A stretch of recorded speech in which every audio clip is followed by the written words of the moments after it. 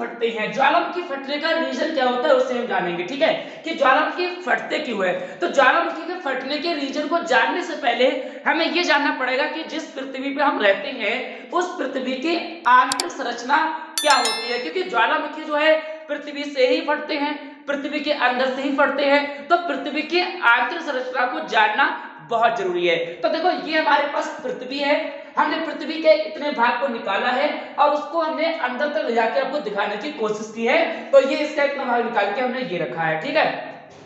पृथ्वी के अंदर जो होती है 4 परतें होती है, 4 परतों में सबसे ऊपरी परत को कहते हैं क्रस्ट। इसी क्रस्ट पर जो होते हैं हमारे पेड़ पौधे सब कुछ जड़ वगैरह उनकी होती है और पेड़ पौधे सब कुछ होते हैं। इसकी जो मतलब इसकी जो मोटाई होती है 35 किलोमीटर होती है, क्रस्ट की मोटाई 35 किलोमीटर होती है। क्रस्ट के बाद इसी पे देखो रेत मिट्टी सब कुछ इसी पे होता है, क्रस्ट पर, इसी पर हम लोग रहते हैं, इसी को हम क्रस्ट कहते हैं, ठीक है। ये सबसे ऊपरी परत होती है, इसको हम कहते हैं क्रस्ट। अब क्रस्ट के अंदर जब पहुंचते हैं तो उसके बाद आता है मेंटल।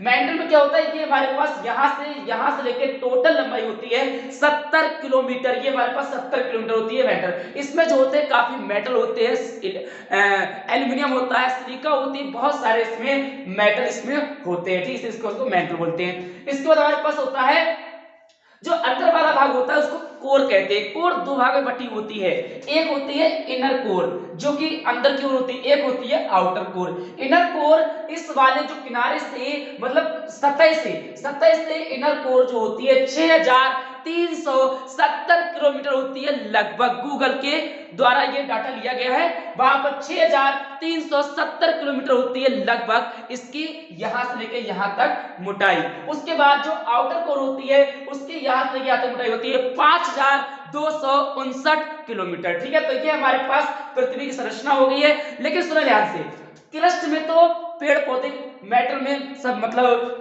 धातु वगैरह ये सब होते हैं, लेकिन ये जो आउटर कोर होती है, ये वाली आउटर कोर, इस आउटर कोर में लावा जैसा कि पानी होता है, ये पानी जैसा की है, इस पानी जैसा इसमें लावा हमेशा इस इनर कोर के चारों ओर चक्कर लगाता रहता है। यहाँ पर चारों ओर चक्कर ये लगाता रहता है लावा, जो कि बहुत ही गर्म लावा है, जो इसके इनर कोर के चारों ओर जो है चक्कर काटता रहता है। इसी लावा को हम मैग्मा या लावा कहते हैं, जो कि गर्म है, बहुत ही ज्यादा गर्म है। अब होता क्या है, ये कभी भी पृथ्वी से बाहर नहीं निकलता है। क्यों निकलता है? क्योंकि पृथ्वी का दाब बहुत ज्यादा होता है। लेकिन जहां पर भी ये क्रस्ट पतला होता है, अगर ये क्रस्ट थोड़ा सा भी पतला अंदर की ओर हुआ तो वहां से ये जो लावा होता है बाहर की ओर ऊपर की ओर इस पे दाब लगाता है ताकि इसे ऊपर की ओर निकाले और इसे ऊपर की ओर फेंकने की कोशिश करता है। जब ये क्रस्ट पतला हो जाता है तो इस पे दाब कम हो जाता है, तब ये आउटर कोर और मेटल और क्रस्ट इन सबको चीरते हुए लावा बाहर की ओर निकल जाता है। जब बाहर की ओर निकलता है उसी को हम कहते हैं ज्वालामुखी का फटना। क्या बोलते हैं उसे? ज्वालामुखी फटना। ये बहुत ही खतरनाक होता है। जब से पृथ्वी बनी है जब से ये ज्वालामुखी फटते आ रहे हैं। अभी भी ज्वालामुखी कुछ एक्टिव है और कुछ एक्टिव नहीं है। कुछ लगातार काम कर रहे हैं लेकिन कुछ काम नहीं कर रहे हैं। नहीं काम कर रहे तो बेहतर है, क्योंकि उस ज्वालामुखी जहां फटता है वहां पर तबाही मचती है, ठीक है। तो उसका बहुत ही गर्म लावा चारों तरफ फैल जाता है, बहुत दूर तक गिरता है, ये कई किलोमीटर दूर तक गिरता है जब ये फटता है बहुत जोर से, ठीक है। तो आप समझे कि आउटर कोर में जो है लावा है, यही लावा क्रस्ट को चीरते हुए बाहर निकलता है और निकलने के बाद ये ऊंची सी एक पहाड़ी नुमा संरचना बना लेता है, उसे हम बोलते हैं ज्वालामुखी पर्वत, ठीक है। आपने देखा होगा, अगर आप सर्च करेंगे ज्वालामुखी पर्वत तो आपको बहुत सारे मिल जाएंगे।